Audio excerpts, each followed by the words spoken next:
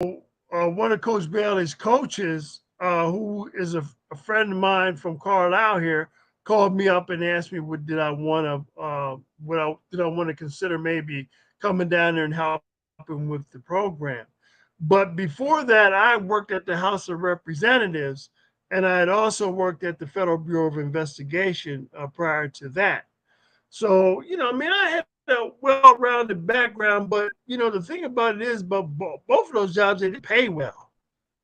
Yeah. So, I mean, I was constantly looking for that dream job also that paid that dream salary, and it just never happened, man. But Yeah, I all don't that regret it, schooling you man, wanted because to, yeah, I all wanted that to schooling cash you in wanted on it, to man. pay off. And sure, sure. And the thing about it is, it hasn't really paid off in terms of financially, but personally, it has panned off for me, man. And I think that's more important than the money aspect of it. But I don't want to minimize the importance of it because, man, in the future now, it's not going to be who goes to college. It's going to be who can afford to go to college.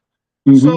I mean, I've kind of like shifted gears over the years, I mean, to kind of, hone in on maybe some things that I can get myself involved with that maybe could help the generation behind me or some that, I mean, that are coming behind me, what they need to prepare for.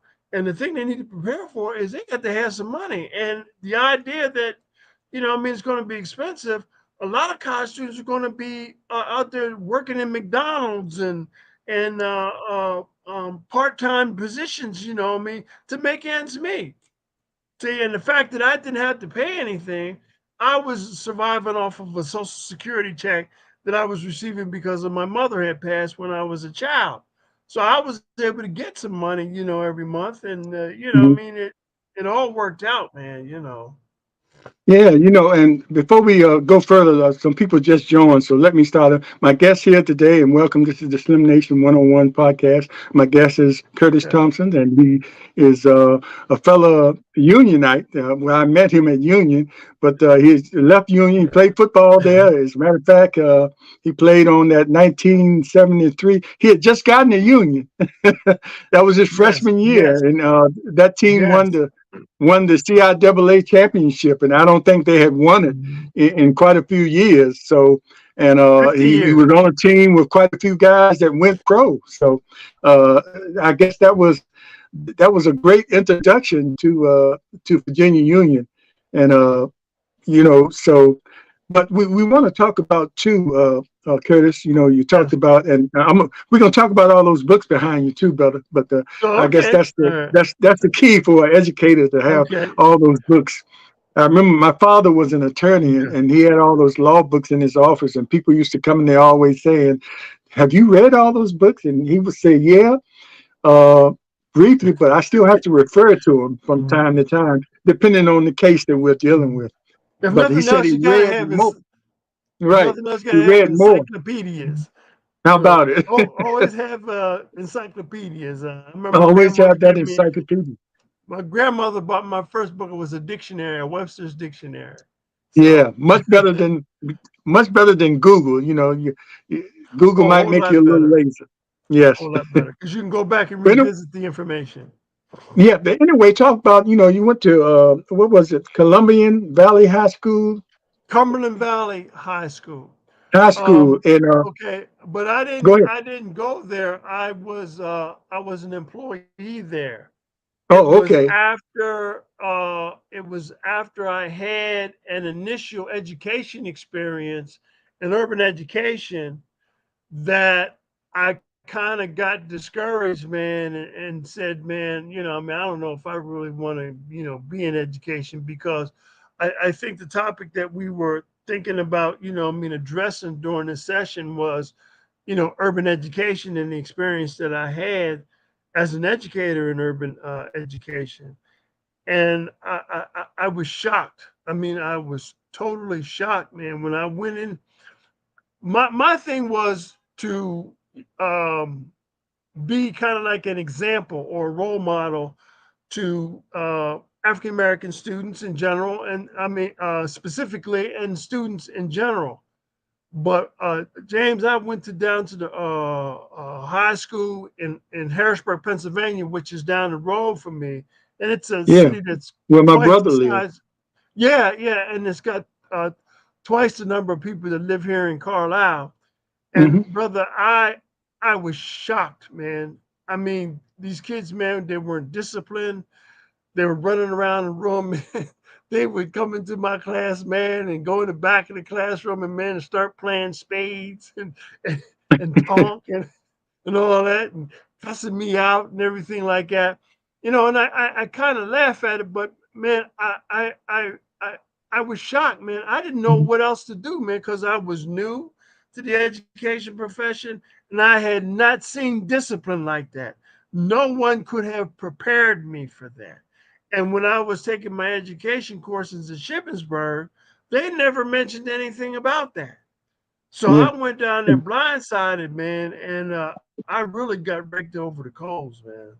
yeah, and even your But I don't size, regret the experience.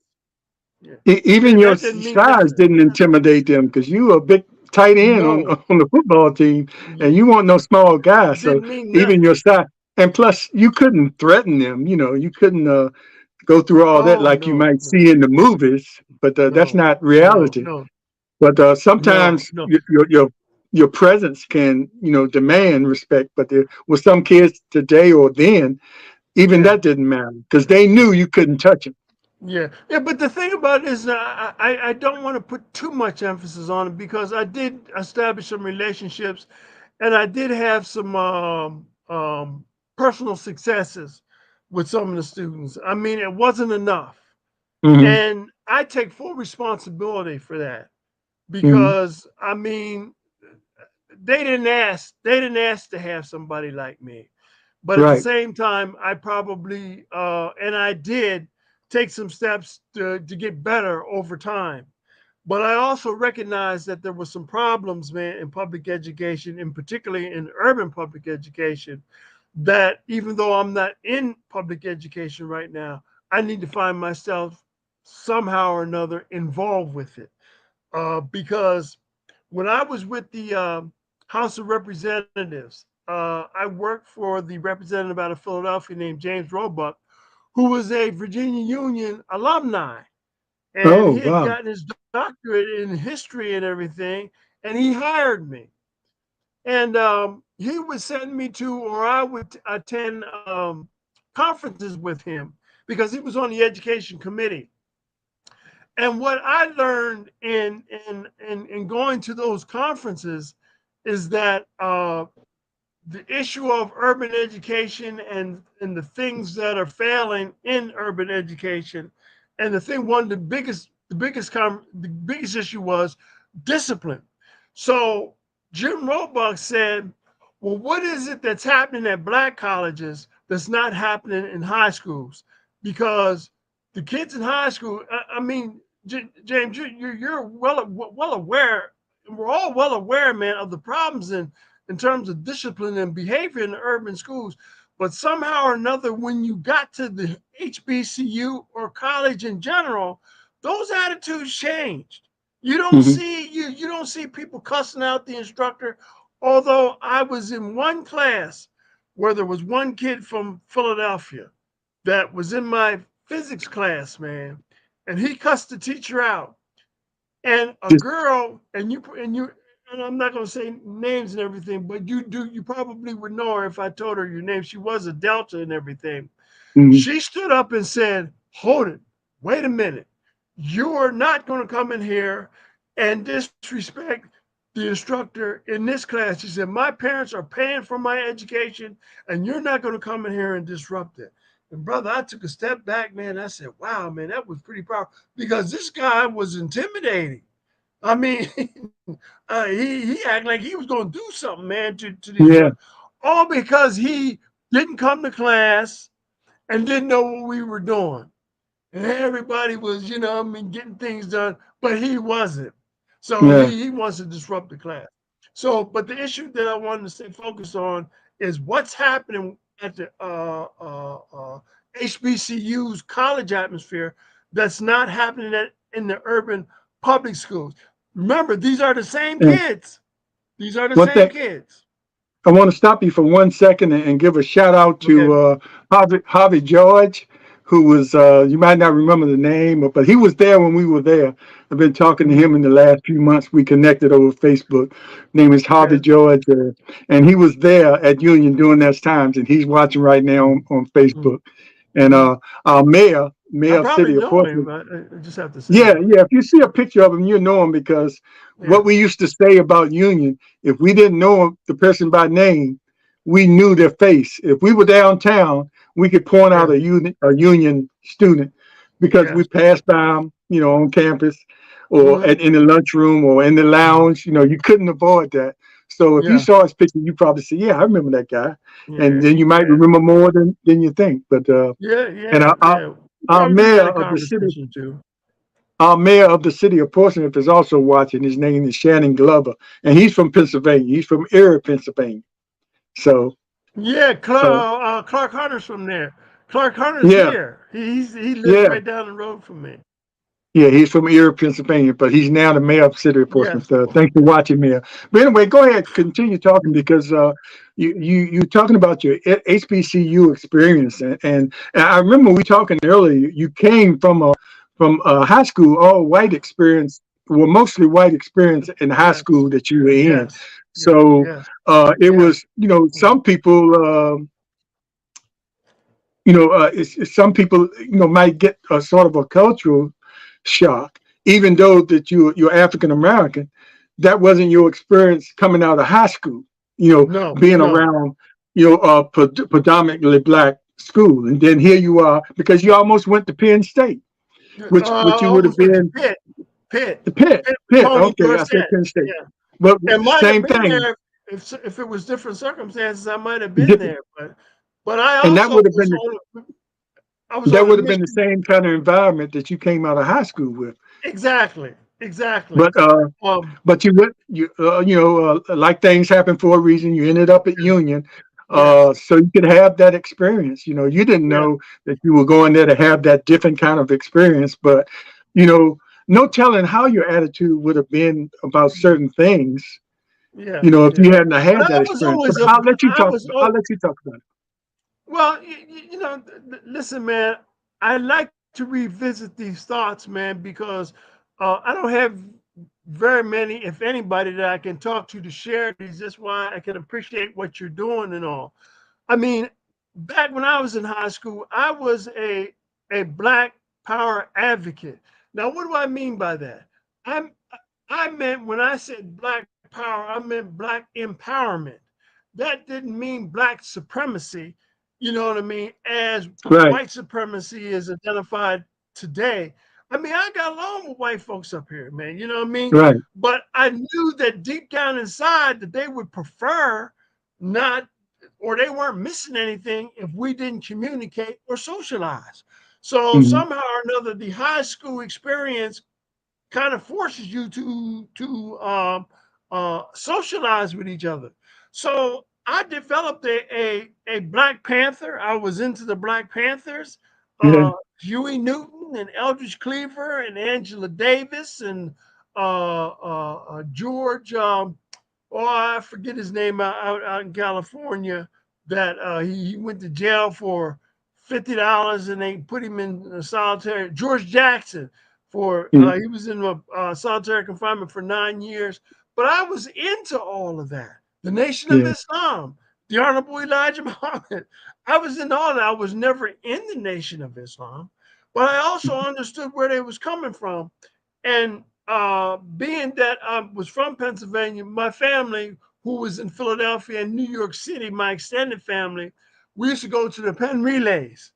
And brother, Hmm. I'm telling you, man, when you go to the Penn Relays, especially on the day of the finals, brother, you when you talking with some black folks, man, that's all that's down there. And they're playing the bongos and they got all the flags and all the music. I mean, everything, man. And it was almost like I would have compared it to the Million Man March, you know. Hmm. So I was kind of introduced to black culture that way. So I took a liking and appreciation for wanting to duplicate that at the next level. So I went down to Virginia Union, but keep in mind now, I got a white, influence mentality in Hmm. terms of resources and excess and things like that. So when I went to Union, you know what I mean? I went down into the locker room, man, and I looked, man, and I said, what? You know, I mean, there was dirt on the floor. There was no lockers. Half of them you couldn't shut. You know what I mean? And then they was passing out Yeah. equipment, man. And it was just giving anybody anything. I had an Adidas shoe on one foot and had another had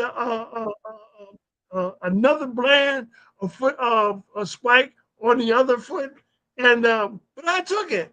You know, man, I said, look, this is what it is, man, and I'm going to deal with this, man. You know what I mean?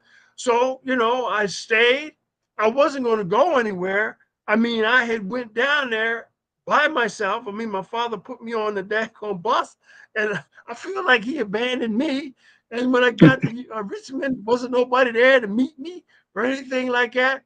But I eventually figured out and said, well, look, get on the bus and get to go down to where it was. And fortunately, you just go straight down Broad Street and let you off right up at Lombardy Street, man. Right. Right on Lombardi. Lombardi. And Broad, because there's a White Castle there. Right Okay. Castle, right there in the corner. Yeah. Yeah. So I got off and I had my suitcase and my bag and everything. And the first person I met was Tony Leonard. He had Oh, picked me up, man. And well, that was kind of like a relief, man, because I was totally lost, man. But again, my first experience after getting there and seeing all this, I was starting to feel like, man, maybe I should have made a different decision, man. But what ended up happening was that I started engaging the people, and there was this guy named Sam Reagan. He was passing out the football equipment and the helmets and everything. And boy, we was giving him a fit. He said, man, where in the hell you find these daggone shoulder pads? There's not even a string man to tie these things up, man. So I was looking for, because up here in our high school, we had that's when they wore jockey straps and, yeah. and t-shirts and everything. Well, we would get a t-shirt with a Carlisle football on it and got several athletic supporters and two pairs of socks and everything. So my brother saying to myself, man, are y'all gonna give me some socks and some an athletic supporter? He said, look, man, this is Sam Reagan talking. He said, man, you must have come from one of them white schools up in the north where they give you every damn thing. He said, if you didn't bring any socks or bring any athletic supporter, you just ain't gonna wear nothing. He said, wear your underwear and your dress socks. So I said, oh my God, man. I said, I don't know how I'm gonna survive this here, man. But long story short, I went out there, brother, man, and I couldn't have had a better experience because I'm telling you, it molded me into the person that I am. Brother, when I walk out this door, man, in the mornings, man, I'm telling you, brother, man, I'm ready to deal with you. Anybody and anytime, anywhere.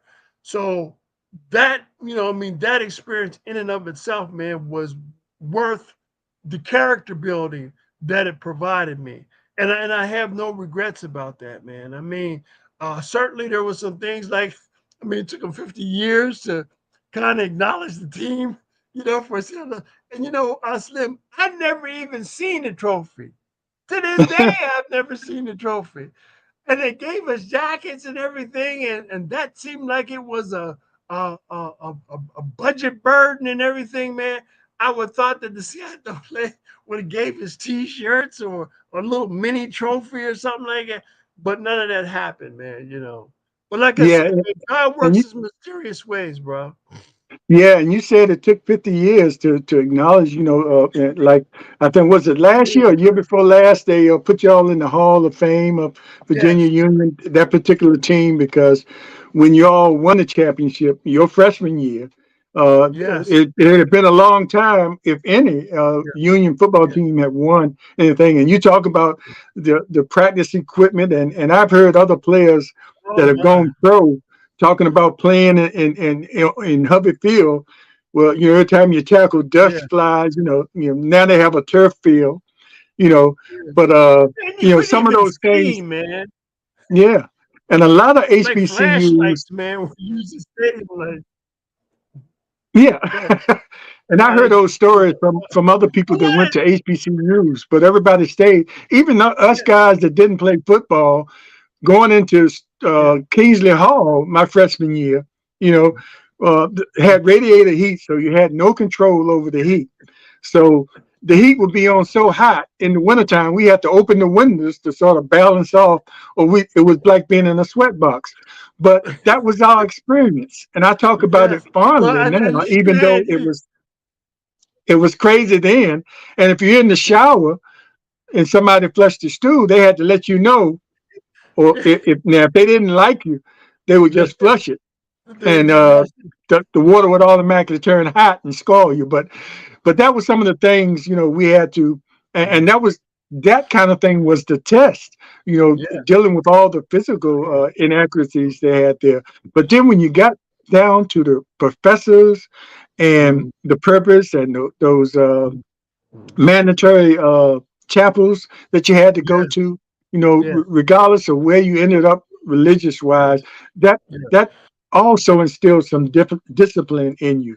Yeah. Every Wednesday you had to show up, and Yeah. until you got a certain amount of chapel 30. credits, I and think then it it was was up to 30 of them. you to continue. Yeah. Yeah. It took me a while to adjust to them, man. And then after a while, man, because believe it or not, man, my family, man, I mean, I had to go to Sunday school. Okay. I mean, Mhm. every Sunday I went to Sunday. My dad said, "You're going to go to Sunday school until you're 16. Then if you don't feel like you're going to go, and I used to balk at that. But I got dressed, learned how to tie my tie, and I went to Sunday school and everything. But when I got to Union and they were saying, well, that was part of your grade. I mean, you didn't graduate until you had these credits, Until you man. had You know all what I those mean? credits, I yeah, said, man, I'm trying to hang out in front of, what I mean, the Union, the center, you know what I mean, and just doing nothing, you know what I mean, during the course of the day. And then the time would come up when you had to go to chapel. I'd mosey on down there, you know what I mean. And then I found out, man, that some of them guys that was studying to be preachers and stuff, man, they ended up being pretty good preachers, man. You know what I mean? yeah, And I was getting a religious experience that I had never had from a black perspective. Now, when they start talking about that black liberation theology, and mhm. by who's Dr. McQuarrie? Remember Dr. Yeah, Dr. McQuarrie? McClary, Hey, brother, listen, man. That was another course that you had to take, yeah, and you had to get a C in. You know what I mean? In order for to be accredited towards towards graduation, man. But man, he would come into the classroom, man, teaching. He wouldn't even have opened up his briefcase, man. And he was, what I mean, talking about come what in talking, page, what chapter, and everything else. And see, here we are. We coming from the cafeteria because we had practice at 5 o'clock in the morning. So when it's time for class and stuff, we're coming in there, man, crumbs all over our mouth, and we used to mash our sneakers down in the back, and what I mean, and have a t-shirt on or have some sweatpants or something on. They said, "No, look at them, look at them, look at them." They call themselves the CIAA champs, and I was like, coming in my class all late and everything like that, man. But he captured me. He captured yeah, me, and I still have his book to this day, man. You know what I mean? So yeah, and with that it was experience, amazing the too. spiritual it was more than just an educate. It wasn't just an athletic experience, which some of us who and what I'm talking about went down there Yeah, for. Going to just an for that. HBCU is an education and a spiritual experience, man. That if you don't get neither one of them, you really wasted your time, man. And you need to apologize to God, if nobody else, for not taking advantage of that, man. For real, man. You know what I mean? Because I wrote my thesis, man, when I was at Shippensburg. It was on the spiritual conversion of Malcolm X. And part of that conversion had something to do with his introduction to Black history, man. because Hmm. man, all of a sudden, man, he was starting to talk about and realize things that we never even took into consideration, man. You know what I mean? So Yeah. it was those things that I got that I was looking for that I wasn't really expecting to get access to that eventually made me to be the person that I am, man, which is contributing to all these books I got here too, man, you know? Yeah. Because I had a Yeah. reading, I didn't have a reading disability. I just couldn't comprehend as well as I And that's possibly could. important. Oh my God, yeah. People can read And thousands of books, but if you don't comprehend what you're reading, that's what's right. the use? You know, it's a waste of time. But at the same time, man, I also see this as a problem in public education. And it's not just black kids now. I mean, I want to be perfectly clear, man, that the education problems in the urban education setting is not about black education. It's about education. It's about learning in education in general. A lot of people just don't know how to learn. So, you know what I mean? It's going to become a burden for you to be able to process information, man. It's like going out here, man, and figuring out how you're going to get through the day, man, without knowing what you're going to encounter during the course of the day, man. You know what I mean? It's like getting Yeah. up here, man, and figuring out this computer. Last time we talked, man, we didn't even know. I couldn't get my picture up and everything. And I'm up here Yeah. looking around and I'm pressing F1s, I'm pressing shift this and shift that. And you know what I mean? And I take out the staples. And he said, man, what you do, just turn this little nod up here and your picture comes in. And here we are. You know what I mean? Here we are. And it allows Yeah. me to have a conversation with you that I really appreciate. Yeah, Curtis, let me ask you something that you just said Mhm. about, the students now are just not learning like they should.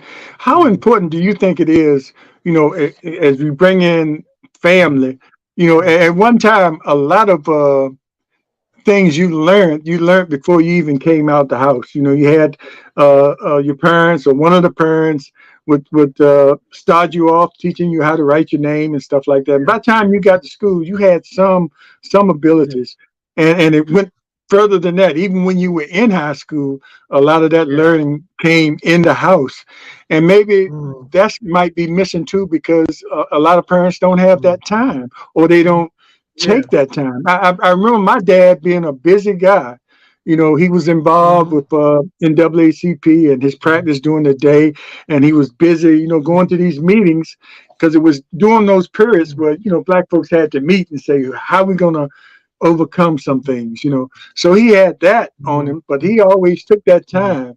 Yeah, I remember if I Mhm. would ask him a question, the first thing he would say, well, look it up. I mean, he could have very easily just answered the question. Mhm. For sure. But we had those Yeah. What's encyclopedias, and he would just say, "Look, it," and I would go away puffing my mouth up, saying, "All he had to do was ask the Mhm. question." Now I got to go over here and look it up. Yeah. But Yeah. eventually, that helped me in doing research. If But you want that's to what a find out real lawyer something, does, though, Sam. right, A lawyer does that. They're Socratic.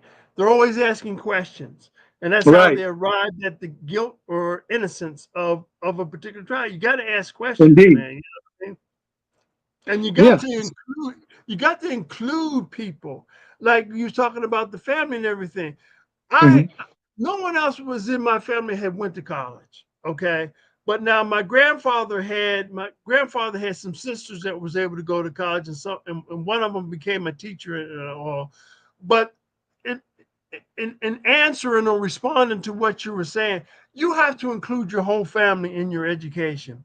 What I found out at Shippensburg, which was a 99 and 9/10% white, about different cultures, is that there are some cultures in South America where the family is kind of living on the edge and everything, and they're kind of like on the poverty level, but they're able to send one of their kids to school.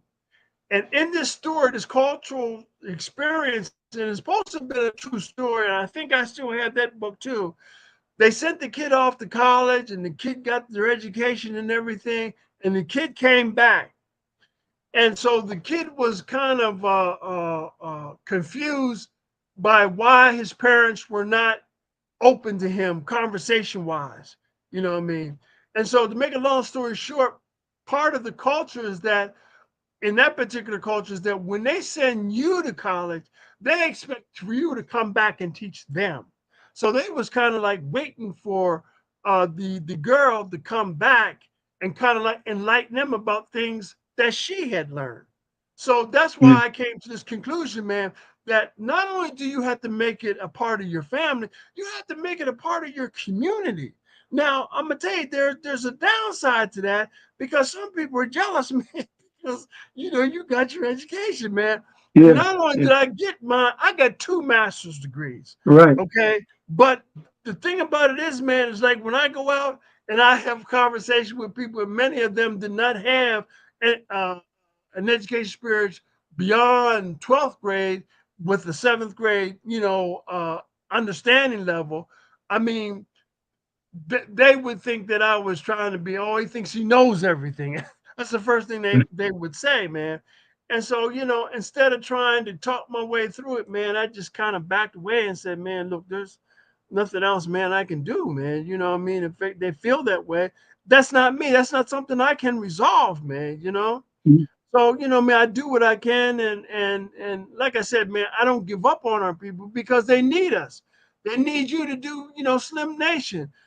They need the people that are listening in on the broadcast here to do what they got to do. So you got to Mhm. find your niche out here, and you got to find a religious spirituality that dictates, that helps you discover what God put you here for. One of the worst things you could do is spend your whole life in this world and not do what God intended you to do. That's Indeed. almost like it's a sin.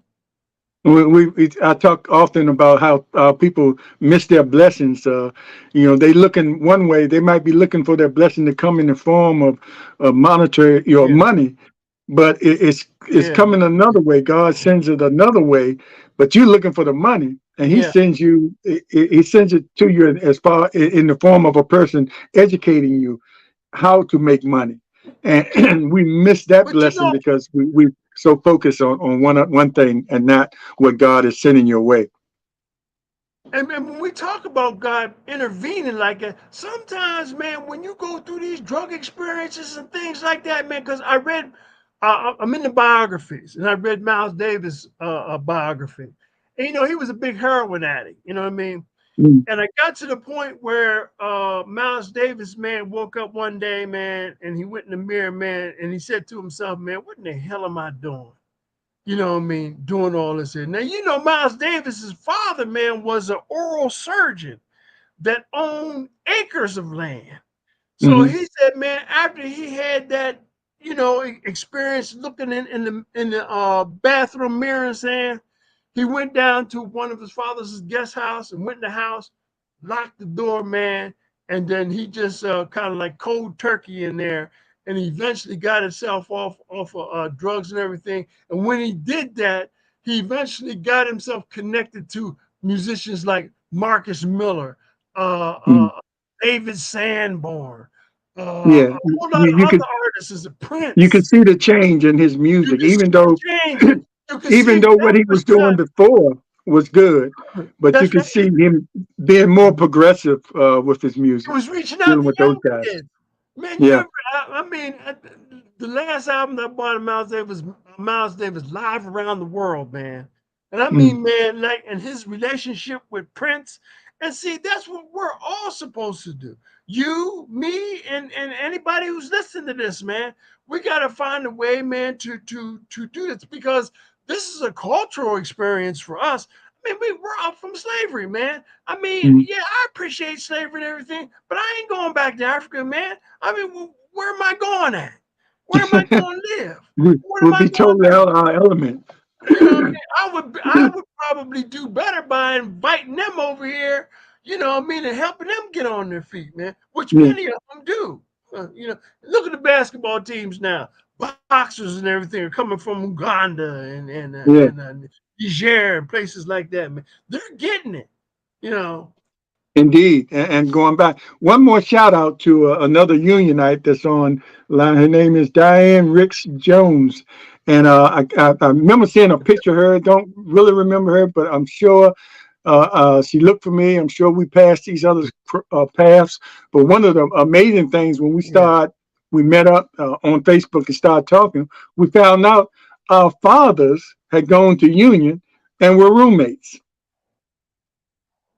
Isn't Wow. that amazing? Wow. Well, And when we were listen, there, we didn't we didn't know each other. If we had known that, it probably would have been a connection there.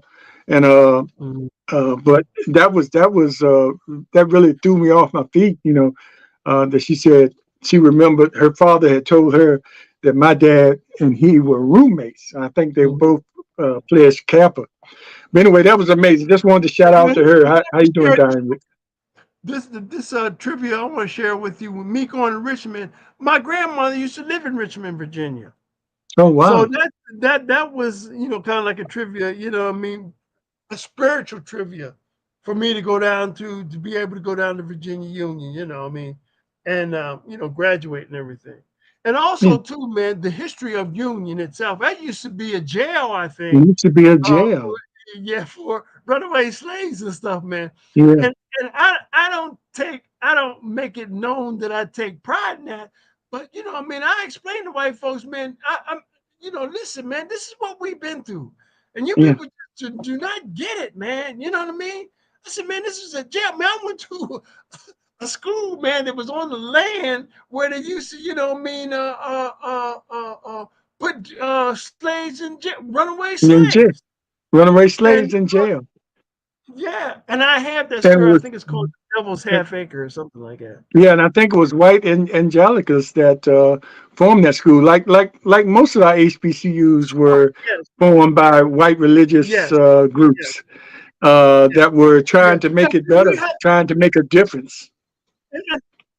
and see, that's why we have to temper, our emotionalism about how we discuss where we are today, man. Because, like, like right now, man, like with racism, I tell people, man, look, I'm tired of talking about racism, man. I said, man, this we've been talking about the same thing 50 years ago, the same identical things. I said, man, I come to this organization, man.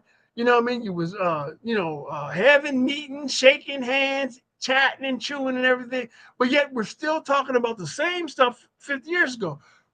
Mm. Racism now can mean, man, be a distraction. Do something racist, man, and then get us all together and we're marching around and everything. And I'm not saying that doesn't have value or anything like that, but it's the idea, the thing, man, that you've got to organize, you got to get money, you got to do the best thing you can do is, like I said about some of the people that influenced me over the years, like the Honorable Elijah Muhammad, man, do for self, man. We got to start, man, pushing that idea, man, of doing for self. And by doing for self, we're going to come together collectively because we're going to be doing business with each other, man. Talk about Tulsa, Oklahoma. Talk about Rosewood.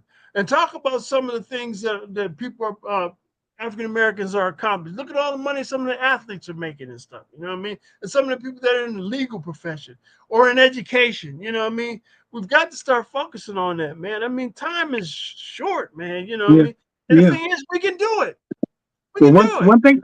one thing about the racism, we don't have to worry about who is and who isn't. They exposing themselves now. So Oh yeah, so yeah. so we have no problem They knowing who's who and who to deal with and how to deal with them.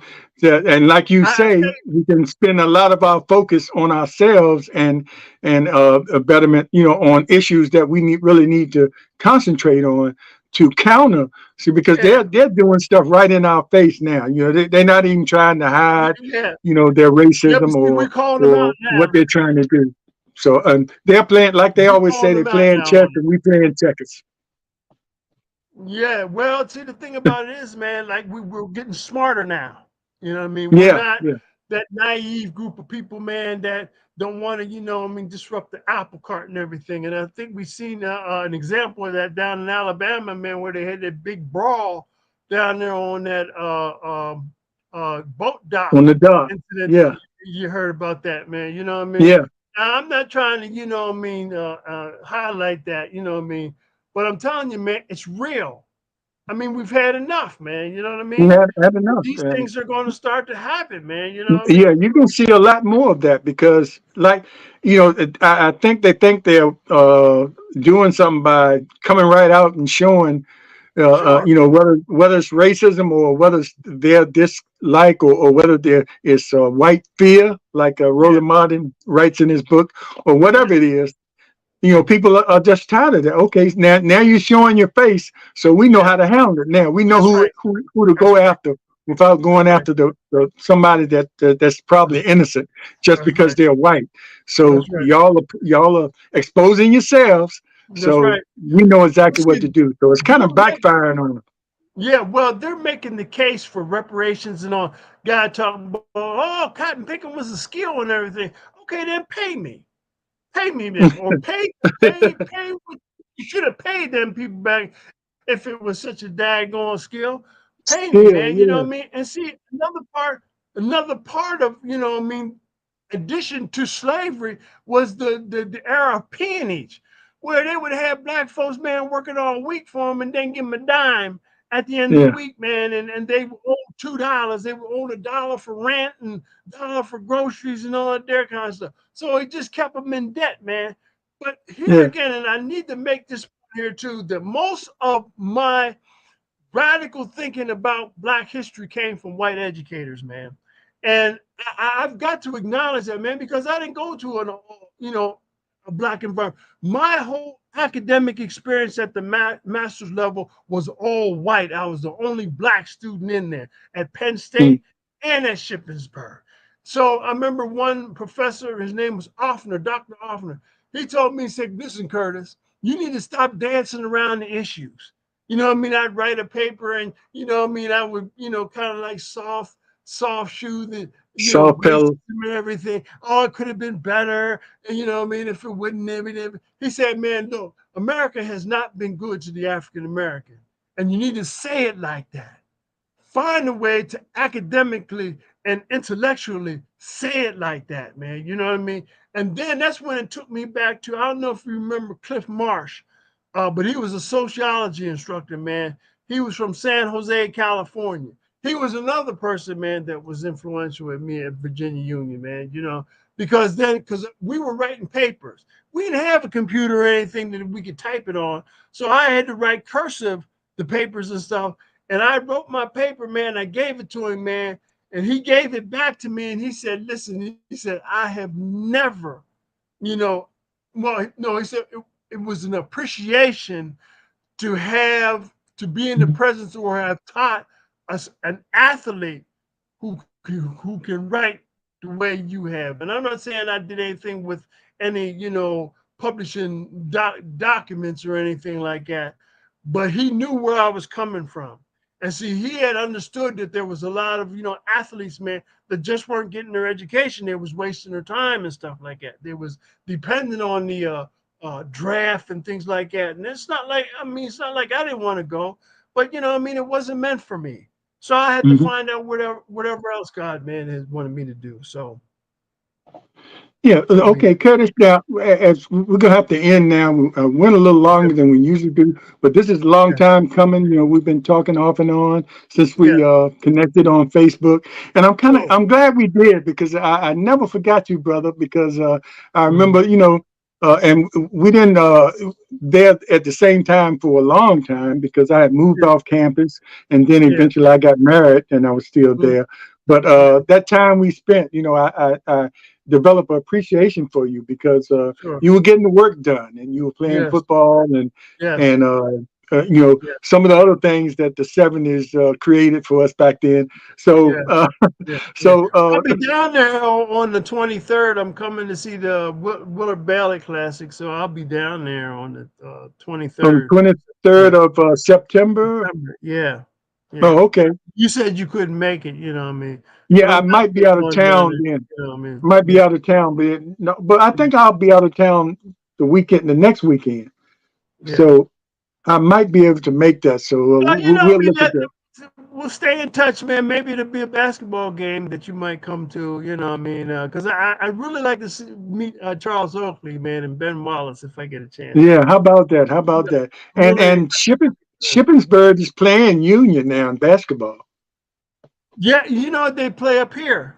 I think they. Yeah, I don't know if they're playing up here now, but I think the year before last, I went to see them play up there, man. And I saw yeah, and the buses and stuff. I said, man, I said Union got a bus, man. they. Man, you know what kind of bus, man, that we rode Oh on, yeah, man. man. This is- We was coming back from Nashville, Tennessee, man, and the bus driver fell asleep, man. The wheel, man. If it would have been for Doc Whalen waking him up, man, I think we'd all be dead by now, man. But he got us home, man. So there is a Yeah, God those somewhere, times, man. I appreciate it. But look, before we go, man. just one more Yeah, thing.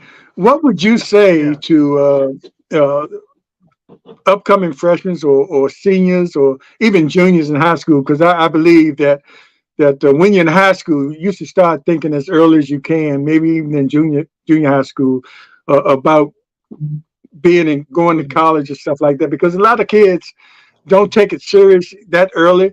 But whatever you do in high school, even in junior high school, will follow you. And as far as you want to get accepted into college, they look at those records. So you want to do well then, even though you're having a good time and you want to be involved in debate club and things like that and doing volunteer work.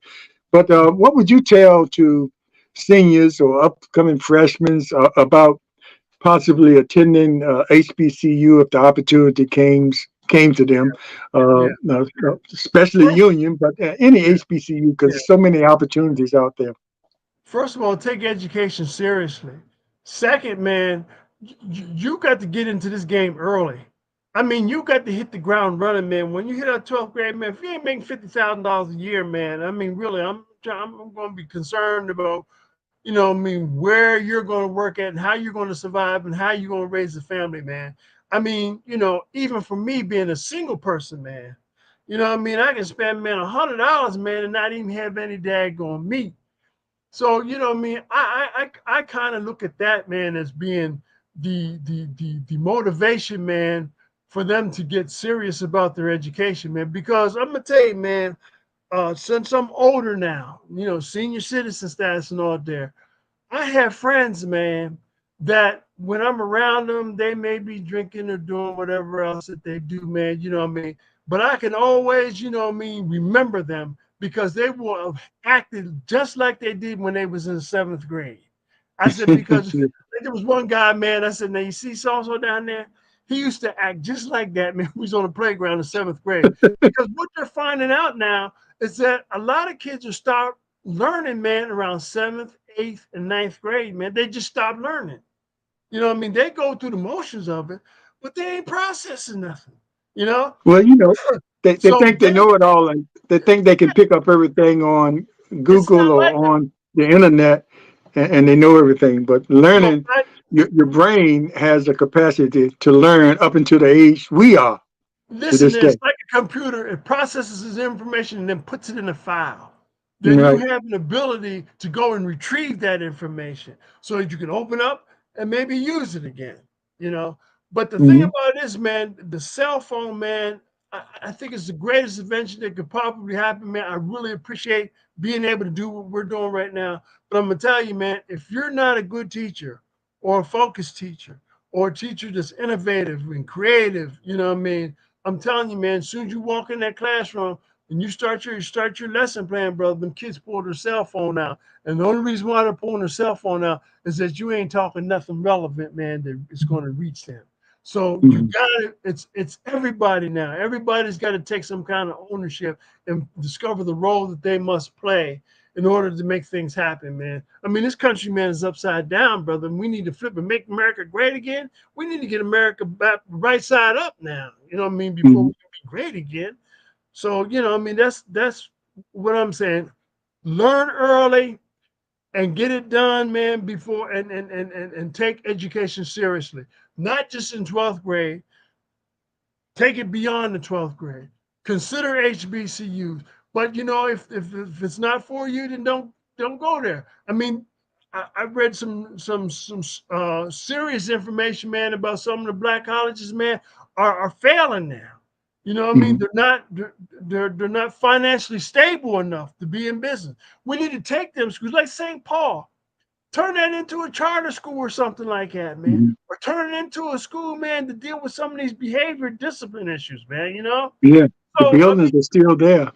yeah, and, you know, they told me that some Chinese were trying. The Chinese delegation was trying to buy Well, that. they own it. They own it now, but it's an alumni association trying to do something there, and just what you're saying, they want to turn it into some kind of an education, if not on the college level, something like what you're talking Yeah, about now. And they have mobilizing now to reimagine St. Paul. That's the name of the group. yeah, So they're working on it. They're having a tough time with that China company that's yeah. doing nothing to Well, the brother, buildings and listen. the land while it deteriorates, but they still own it and they want Yeah. so much money for it, so, but I they're mean, if still ain't working to nobody gonna do nothing, try to man. get it. Well, look at Chinese. Look at the Chinese society, man. Look at their society, man. Their communities, man. We got to get our communities involved, and we got to get our HBCs involved, man. I mean, Indeed. remember, before anybody else got your education, black colleges were there. So don't turn your back on them, man. You know what I mean? They've always been there for you. So there's no reason for you not to get an education, man. That's Yeah. not an And you don't need affirmative action to get into a No, you HBCU. don't. No, you don't. As a matter of fact, I think a lot of white students, man, are going to start considering going to HBCUs Oh yeah. because Well, they go they'll there be and get those, minorities and then get that credit. minority scholarships. That's right. They get, That's right. they And get that's a that free smart money. move. It's a And smart move. plus they get education outside of the classroom. They might go there, like you were saying, thinking a certain way, Yeah. and about black folks that they never been around, Yes. Yes. And and they find out appreciate that it. they are no different from us, Yeah. When, and based on what their parents were telling them. but listen, man, down in Cumberland Valley, like I said, it's all white. But I'm telling you, Slim, these kids love the urban culture. They Mm, love it, man. I'm telling you, man. And I think a lot of administrators hate it because they can't connect with them. Because, you know what I mean, they're wearing their pants is slightly a little bit below the waist and they've got their hair cut all kinds of different kinds of ways and stuff, and they're doing things a little bit. See, I can embrace that a little bit.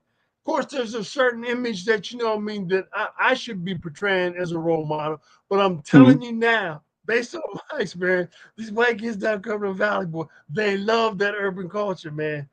Don't ever forget that, bro. Yeah, So teachers have that's got why to step up, man. some of the powers that be, some of them are slowly trying to keep some of the younger voters from voting, making it difficult because even Sure. taking voting precincts off college campuses, you Yeah. see that happening because Yeah. they know that the generation coming up is more Yeah. progressive thinkers, and Yes. and they can't hold on to the old guard with those people Yeah. coming up thinking like they think. But God's in this, anyway, brother. If God's in it, can't nobody be against it, man. that's how you got it. Well, thanks again, Right, brother. Curtis. We appreciate you, and thanks everybody for watching the Oh, yeah. Slim Nation One-on-One Yeah. podcast here with Yeah. my BUU Yeah. classmate, Yes, man. schoolmate for life. Yes. Yes. We're Yes. connected for life, and Yeah. we had that gap where we didn't know where each other's were, but something Mhm. brought us back together Yeah. through Facebook. Like I Yeah. Social, reconnected with a lot of my social media classmates. works, man. Social Yeah. media works when you use it properly, man. Yes, it does. It does indeed, and I appreciate it. But thanks Hey, again. I bro. appreciate you, and Yeah. we'll do this All right, again, bro. Curtis. Oh, It's a hope lot of so other things too. we can talk about. Go ahead. Oh, certainly, man. No, I was just gonna say, man. Just say I wanted to say hello to whoever else was watching. I mean, I appreciate it, man. And like I stand by what I say, man. And if anyone get contact with me, just let me know. If there's How anything about it? I can do, I'll do it, man. Sounds good. All right. Take care, Okay, and bro. we'll see All you righty, next bro. time. All Take righty, care. man. I appreciate you. All righty. All right. Thank you. All right. All righty, bro.